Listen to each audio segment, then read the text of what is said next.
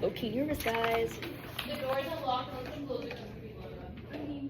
Okay, great. Well, we might have more people coming. I'm gonna leave this door open. It's open. Just leave it a little. I want to leave it like not too open, but not Ajar. Yes. Too open. Too open? Okay. Yeah, just leave it. Yeah, that was good. Yeah. Okay, great. Anyways, so the first couple slides.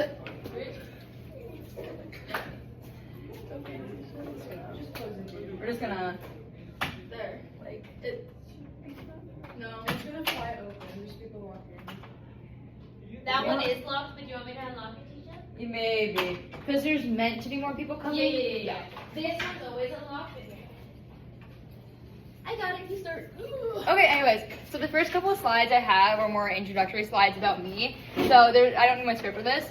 So I have a small icebreaker question that if we want to do it, we can. Does the pen work? Yes. Not on Canva though. How do you draw on Canva? No, I like having a pointer stick is the thing. Go for it. Okay, great. Anyways, so I have a small icebreaker question that you guys can do if you want to do it, but if you don't want to, it's okay. Anyways, the question is, what's one thing you wish people understood better about menstruation? Oh my god. The Okay. pain. The pain. That reminds me that there's like those period cramp simulators, and I actually own one. It's not accurate though. It's not accurate, but I like using it on my male cousins because it gets them to shut up. You know what I don't like? What? When I've had a friend in the past. We're still friends, but we're not as close because like different schools now. Yes.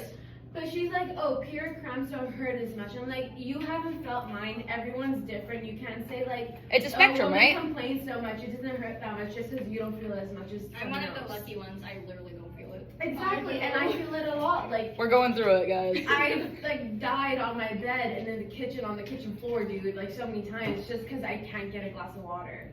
Yeah, Like no. it hurts. It's bad. My older sister, she like passed out because her pain was so bad. I know a couple people who've gone with it. It sucks, There's bro. some people that just don't feel it or they feel like a minimum and some people that are like more extreme. Like it's just and I don't like of how like other people, even when like they're one of the people that go through it, they like kind of just make it like, oh, you're being dramatic or like even I think a guys lack of can do empathy that. and understanding is a really big thing that has to do with that, and a lack of education. But I can get into that later. I have it in my script. Are there any other comments about this? No? Okay, great. We can move on. Anyways, so this is more general information about me. My birthday was a couple weeks ago, on May 2nd, so I'm 17 now. And then I'm originally from Bangladesh. I come from two tiny regions of Bangladesh. I come from Barishal, which is kind of like where you get your fish and like where markets really happen. And then I come from Sylhet, which is also not, it's more inland. So more like general trade happens there. And then currently most of my family lives in Dhaka, which is the capital. And oh my god, I love talking about this subject. So this is my best friend of all time. Any project that you'll ever see me do, or like anything I do personally or like out of school, it is literally because of this woman. I love her. I've known her for 10 years now. This is the best person I've ever met in my life. I think I'd actually go crazy if I lost her. Yeah, pretty much. And then these are some people who are like disgustingly significant in my life in a good way, in a great way. Okay. Ira? Yes! In the computer lab? Yes, dude, I don't have pictures of Ira. This is the one time. You should have asked me. I have so many of her. I didn't know that. You should have asked. Awkward picture of me too. Yeah, I know, right? You don't take pictures. I'm sorry, guys. It's okay. This is my cousin. He's very nonchalant. He's an interesting guy. This is Muhammad. He was meant to be here, but he has a doctor's appointment. So cool. I love him. Dude, he's great. We love him. We have Zakira, we have Ira, we have Sophia. Oh, and this is my friend Amor. Super cool. Then we have Sirat. And then, oops. Hi, it works. I didn't think it would do that. And then we have Anthony. Oops, I didn't realize it would do that. And then giant touchscreen. I know. I keep forgetting that though. And then we have Anthony. If you know, you know. If you know the lore. Yeah. Anyways, so aside from this, these are some other things I do. So I currently do run the debate club at our school. It's not being run right now. I don't want to do it right now, so I'm kind of planning to do that more for next year rather than this year, but I kept it up until a couple weeks ago. And then I'm also an Energy Ambassadors member. Currently, I'm just doing a bunch of more PowerPoints and scripts. And then I'm also student council's promotions coordinator, which means any announcement you hear on the announcements in relation to like school events, I'm probably the one asking for it. And any post made by student council, I'm doing it. Any videos, I'm doing it. And then aside from that, I also work in Burnaby, Langley, and Surrey at the libraries. So I also coordinate events there. Super cool stuff. Please go there. It's very fun. Anyways, so now on to the actual topic I want to do. So what is Break the Cycle? This is a feminist-based club which is dedicated to educating other people about menstruation and the challenges that these individuals go through. And the club also wants to raise awareness about the environmental impacts that sanitary products can and do have. For example, each year, 2 billion pads and 1 billion tampons are thrown into wastelands, and they kind of just rot there. Like, unironically, they rot there and release all chemicals. And then on top of that, tampons and pads can also contain, like, chemicals like lead and arsenic. And there have been, like, countless lawsuits, but nothing is actually done, and there's not enough research done to what these chemicals can actually do to the biological female body. It's kind of sad. It actually is really sad. And then finally, I wanted to explore why feminism matters and how each wave of feminism actually impacts us today, and how the next wave of feminism is going, and then where the world is going today in terms of like politics, which directly affects like the LGBTQ community, females, and like just everyone in general. Because the more right wing that this society goes to, how to explain this? The more right wing we go, the less rights that individuals have for themselves. Abortion is a big thing I want to talk about. I'm really passionate about that. I get really pressed when someone says we shouldn't have abortion. Da, da, da. It's so stupid. There's an entire essay written about it before, and I'm doing another one. And then I have a second question. Does anyone know what feminism actually is? Like, I've talked about it, but do we know what it actually is? Do you have an answer for me? Okay, like, do we? Kind of? Okay, great. Do you have do you want to expand on that? Well, it's like, I'm not really sure of it, but I kind of get the idea, but it's like Kind of hard to explain. Yeah. I think it's I don't know the like exact definition, but from how I perceive it, it's the idea of equality between men and women, and supporting like the factors that women have been oppressed on, I think. Okay, well, you're close. You're close. You're not that far off. So this is my definition of feminism. So feminism is the belief that everyone is equal to each other despite gender differences, despite sexuality differences, despite like everything in general. You are equal to like the person down the street, no matter what. It doesn't matter if you're male, female, or non-binary. All of you have the same rights and opportunities, and all of you deserve to have the same chances as a stereotypical person. For example, a straight white man. You deserve to have the same opportunities as that person, no matter what. And it also focuses on dismantling traditional gender roles. Do you guys want to give some examples? Wait, could you repeat that? I was like looking at the photo. Oh, yeah. Do you guys want to give examples of traditional gender roles? Traditional what? Gender roles. Housewife. Yeah, housewife, like women should cook, women should be submissive, Yeah. da da da da da. Those are some examples of traditional gender roles that feminism also wants to consistently break down. And oh, I forgot to mention that in modern day times, it's depending on where you live, it's very different. Feminism is like a broad spectrum of how much we've improved, but in a bunch of countries that I'm going to talk about in a minute, you'll see what I mean. But right now, what we're seeing in the Western world is, yeah, we mostly do have equal pay, but the thing that we're really seeing is women not being in positions of power, right? Like, sure, we have 3 vice principals who are female, I think, right? Right, but there's 2 male vice principals. The main principal at our school is a man. And then if we look at big CEO companies, can you name a CEO or like a person of high power, like presidents, prime ministers? Michelle Obama. She was the, wife to Obama, right? But she wasn't the direct president. She did a lot of stuff wrong. She did. But she wasn't in that direct position. That position. Yes, yeah, I get but it. that's what I mean. And also, like, the first, I think female prime minister was only for like 2 months to fill in this guy's like role because he was going through some stuff or something. That was upsetting. Yeah, but we don't have that female representation, which is what we're seeing today. Men typically tend to be more in positions of power because they're seen as leaders and they're seen as these great people. But no, the people that I've talked to who are supposed to be these leaders don't know the difference between menstruation and masturbation, and they think they're the exact same thing. No. I've had this conversation like actually 3 different times. And then the men I've talked to don't know like the different sizes of tampons. They don't know anything about the human reproductive system when it comes to the females. Anyways, but I know a lot of you are thinking, but Tisha, we're equal here in Canada. Okay, well that's a really self-centered ideology. We're not all equal. Okay, so first of all, let's talk about the women in Afghanistan. So the women in Afghanistan were actually more free in the 1970s than they are today. Today, they aren't allowed to speak in public. They aren't allowed to speak to their kids in public. They can't speak. They can't do anything. They can't even speak in their house if people outside could hear them. Sorry. They're not allowed to get education past the 6th grade. And also, that means there's no female doctors, there's no female lawyers, there's no female teachers, there's no nothing.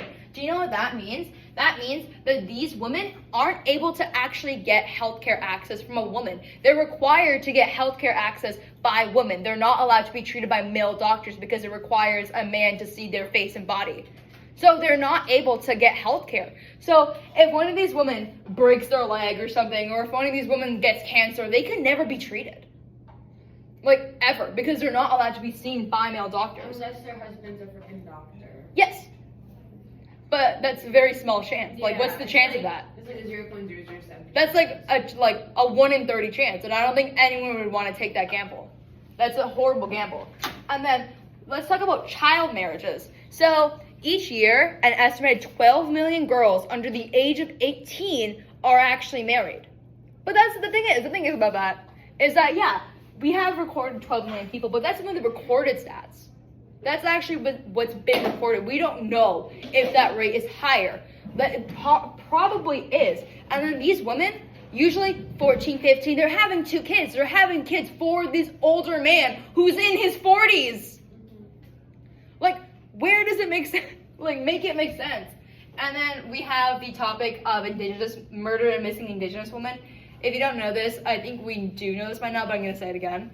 Indigenous women make up the smallest percent of our population within Canada. 4%, right?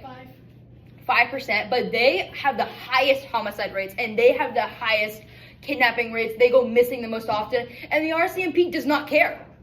Like, they actively don't do research. They actively don't look. Even when they do research, it's not even good. Enough effort. It's not enough effort. The community themselves has to put the effort into it. And that's like disgusting. Because the fact that we as individuals need to go put ourselves in danger to look for a person that we don't even know, rather than an authority figure who they've been trained, they've been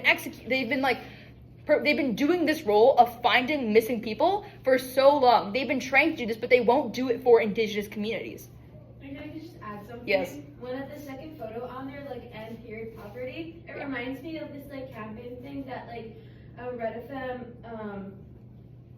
94.5, they're holding this thing where, like, they donate, like, pads and, like, tampons and stuff like that to, like women in shelters and stuff that don't have, like, access to that stuff. Oh yeah, shelters are really bad quality. Yeah. Women's shelters are so bad, it's not even funny. Like, I had this aunt a while ago. She's not directly related to me, but I call her my aunt. And she's 24 and she has 2 kids. And yeah, she's the same age as my sister. She's 25 now. She has 2 kids and she's married to an abusive husband. Right? She has 2 kids and she's married to an abusive husband. And she used to live really close by us. And my mother talked to her a lot. And the police got involved at least 3 times. And the husband has a permanent domestic abuse charge on his record. But she's not charging him because she doesn't have a high school degree here. She only has a high school degree that's valid in Kenya, which is like all the way in Africa, right? So she's unable to actually get education here. She has a driver's license, she has her L, but she doesn't have her actual education. Her husband has an education, has a degree here. And by the way, her husband's 45. She's 24. Sorry. And her kids are 4 and 2. Yeah, she got married when she turned 19 or 18. I don't know how old the husband was at the time, but I think that puts it into perspective of child marriage once again. You'll sell off your kids to get, like, just go with the flow and, like, try to live and try to get dowry money. I'm gonna hope you guys know what that is. Yeah, dowry money. Anyways, period poverty is a really interesting topic.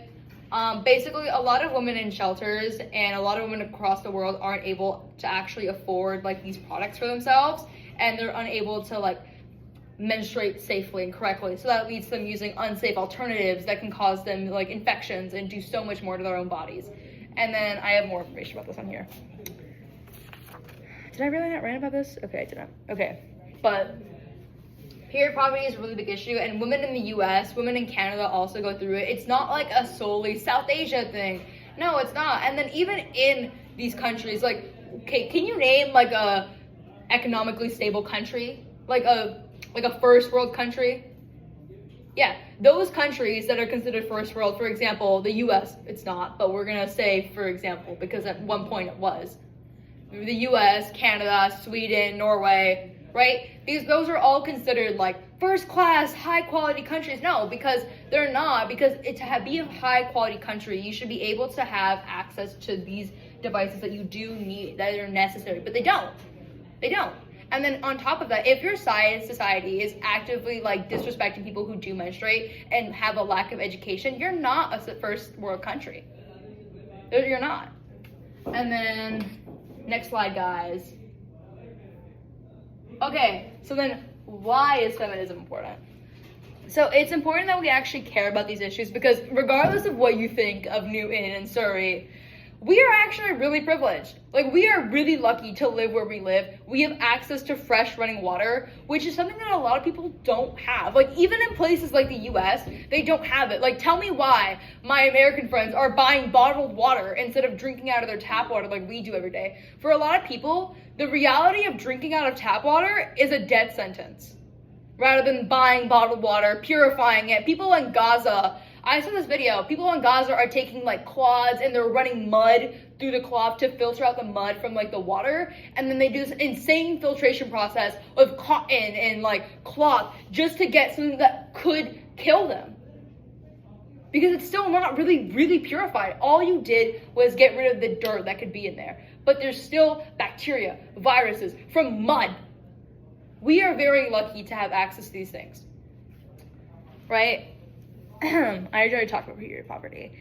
In addition to that, in a lot of countries around the world, like Bangladesh, India, Pakistan, Russia, Ukraine, the US, Mexico, Brazil, Guatemala, I can go on and on. The thing about menstruation is that it's kind of seen, is this on part of the next slide? No. It's kind of seen as dirty or impure or incorrect. It's even said that in religions, in Islam, it's seen as impure and you can't actually practice out your culture, your religion. And then in the Old Testament, it used to talk about how, oh, if you're menstruating, you need to go to a little hut and stay there for 5 days until you're done your period. You can't come out. You're unclean, you're improper, you're disgusting. And this sentiment is still carried out, like, today. Like, because I remember when I talk to people about my period, there's no reason to feel gross about it, but that instinctive feeling that this is wrong to talk about still comes up because of the patriarchy. But we'll come back to that later. The patriarchy. I don't like the patriarchy. It's doo-doo. We don't mess with that. We don't mess with that. We don't do that. Are you recording yourself? Are you recording? Yes, I am. Oh my gosh. Tisha. Let me be self-centered, okay? There's people I want to show this to, okay? I gotta show this to Anthony, guys. I'm impressive, okay? I have fun here. Yes. I have fun here, okay? Anyways, I think the lack of education around menstruation is also a really big thing to what leads to people making, like, comments like, oh, menstruation and masturbation are the exact same thing. There's no difference. You're dumb for thinking that. Like, it's so stupid because the thing is, people lack this fundamental understanding about menstruation, and the reason why we lack that fundamental understanding is because in elementary school, I was separated from the boys learning about puberty for what I'm going to go through in comparison to what they're going to go through. I had to go to the library in, like, the 4th grade. I remember that. I had to go to the library in, like, 4th grade. I sat down while these two, like, blonde women were talking about menstruation. and how it's going to be and how the possible symptoms that I could go through. And they didn't say anything that I should be ashamed about it, but I did feel ashamed about it because why do I need to be separated from my peers? Why is this a thing that should be talked about in private when all of these other girls are going through it too? And there's women around the world who are going through it as well. Yeah.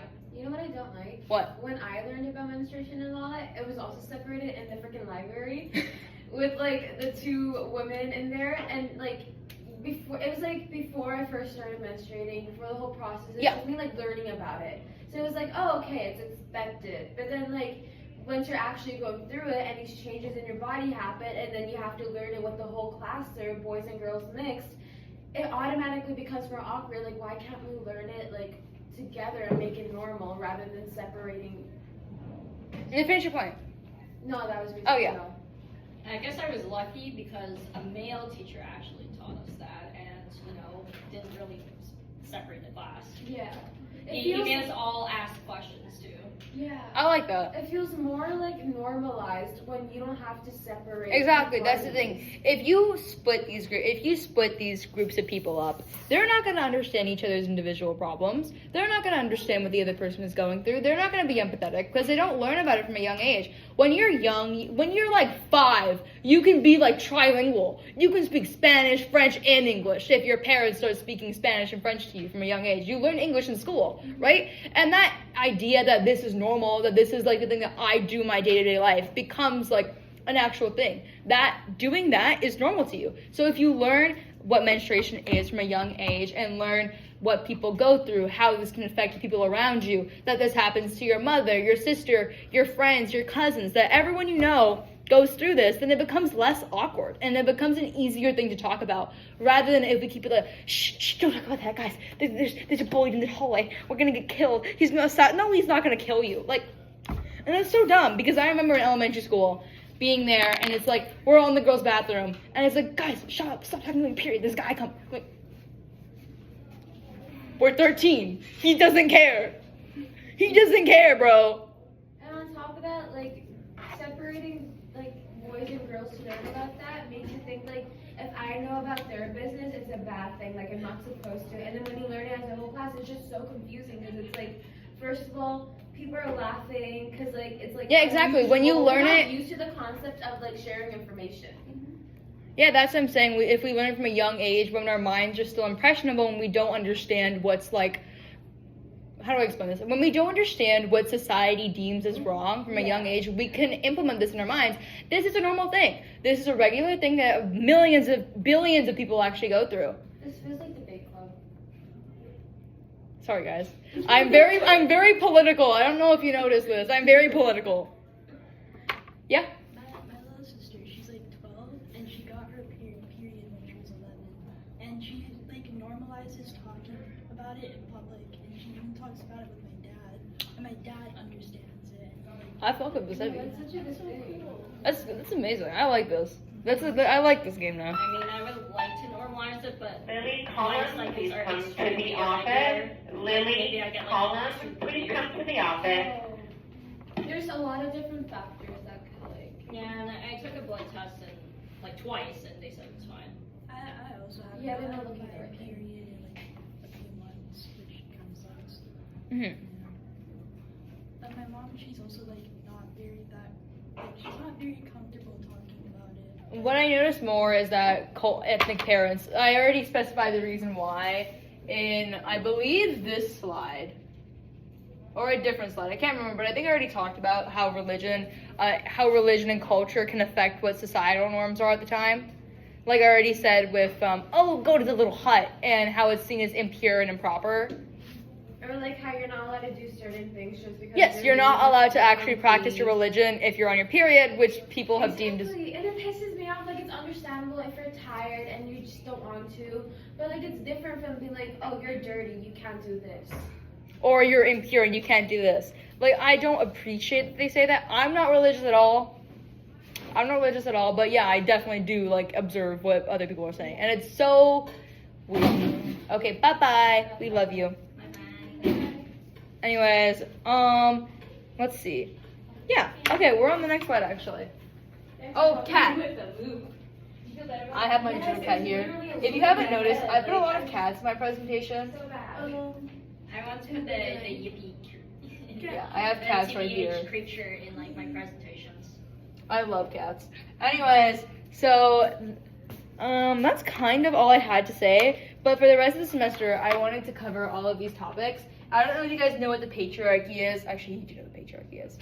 But We kind of live in it. yeah, we've been living in it. We've been here, done that. Anyways, I want to talk about how the patriarchy affects us and how it's gonna affect the next generations. Also, a little bit about politics. I'm kind of built like that. A little bit about politics and how politics going right wing affects the patriarchy and affects like abortion laws and affects like everything else. And then, do you guys know what a matriarchy is? This I don't think you know. More or less opposite. Yes, in terms of yes, gender. yes. You're on the right path. But matriarchy is, and why it should be the next wave of feminism, and how the other waves of feminism affect us directly, and how each wave made this sort of impact to get to where we are today. And then I want to talk about how people today are kind of rejecting the idea of feminism because they have like a lack of fundamental understanding of what it is. Because to them, feminism equals misandry. I don't know if you know, you probably know what misandry is. Do you know what misandry is? The opposite of misogyny. Yeah, the opposite of misogyny, that women are better, that like women exclusively are better than men at like anything that they do, which isn't true. We're all equally good at our own things. Sure, some people might excel in different fields, but their gender and sexuality has nothing to do with that. You are what you are good at. It doesn't matter, your sex has nothing to do with it at all. There's like women are not better at cooking. We've just been conditioned to think that way. Like I might burn rice. Oh, okay. Let's wrap this up. We have 1 minute. Man, I can't even cook. Yeah, we have 1 minute. Okay, let me speed run this. And then we're gonna talk about how the environment gets affected by sanitary products. 2 billion pads, 1 billion tampons, wastelands, bad for the environment. And then I'm gonna talk about how the other things impact us, and then what period poverty is in more detail and what we can do to help. And there's one more thing. Are there any questions, comments, or concerns? No? Okay, guess what? Guess my favorite animal, my favorite color. We have like, I think 30 seconds. Cat purple. Purple. That's a brown. Yeah, it's brown, and my favorite animal is bear. I thought it was a cat. You always Both. said me It's cats. both of them. It's both of them. I like bears and cats. Cat. Tisha, when are we meeting again? Not next Friday, but the Friday after. I was thinking next Friday because I know more people want to show up for next week. Yeah, okay. So in this room Friday lunch? Yes.